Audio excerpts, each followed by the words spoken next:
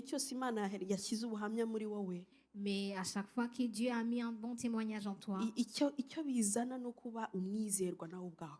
c'est que toi aussi tu sois une personne juste. Imana ishaka uyizere kugira ngo kugire na mwizerwa.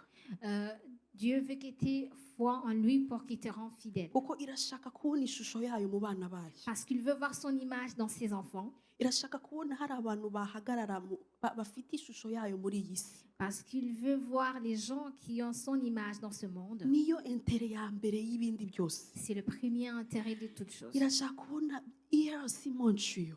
Il veut voir ERC Montréal. Aba bantu nabizerwa. Ces gens sont fidèles. Nimbashyira hano, Si je les mets ici, hari abantu benshi bazakira. il y a plusieurs personnes qui vont Kuko être babaye guéries abizerwa. parce qu'ils ont été fidèles. Iyo niyo mission ya mbere Imana ifite ku bwoko bwayo. C'est la première mission que Dieu a sur son Rero peuple. nitwizera tukibagirwa mission yayo, Mais si on a la foi et qu'on oublie sa kwizera sa kwacu mission, karaha kutuzuye. notre foi sera incomplète. Turaba twagiye ku ruhande rumwe.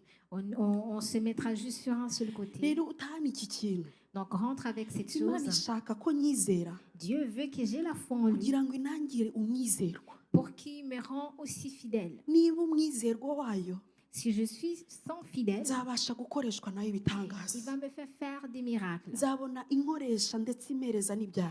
Je veux le voir me rendre capable de faire des choses et me donner aussi des Kuko ibyo nari positions. mfite uyu munsi Parce que ce que j'ai aujourd'hui, ntabwo ari Imana ishaka ko ngoma. parce que où je suis, ce n'est pas ce que Dieu, ce n'est pas là où Dieu veut que je reste. There is another version yanjye ishaka kubona Il y a une autre version de moi que Dieu veut voir kugira ngo ibashe gukorana nanjye. pour qu'il puisse œuvrer avec moi. Hari undi muntu ushaka kubona muri wowe Il y a une autre personne que Dieu veut kugira voir ngo en toi ibashe gukorana nawe. pour qu'il puisse marcher Kandi avec toi. igihe Imana yabonye opportunity yo gukorana nawe, Et quand Dieu voit une opportunité d'œuvrer hari avec ikivuga toi, ngo ibi sinabikwima kuko urabikeneye kugira ngo dukorane.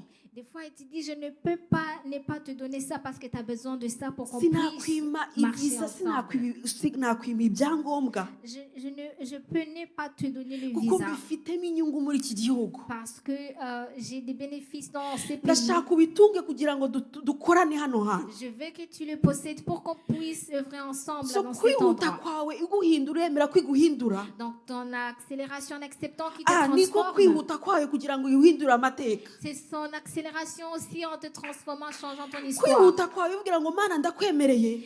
Ton accélération en disant Seigneur, Niyo uvuga ngo j'accepte. reka nguhe n'iki kugira ngo dukorane. C'est ainsi qu'il va accélérer en disant, je te donner aussi ça pour qu'on Kuko puisse gutinda marcher guhindurwa ensemble. kwanje. Parce que quand tu tardes à ta Ndi gutinza Imana transformation, kugira ibyo tu es en yakora. train de faire tarder Dieu Ndi pour qu'il gutinza puisse Imana faire kuvuga quelque gukora aya chose. masezerano Tu es yose.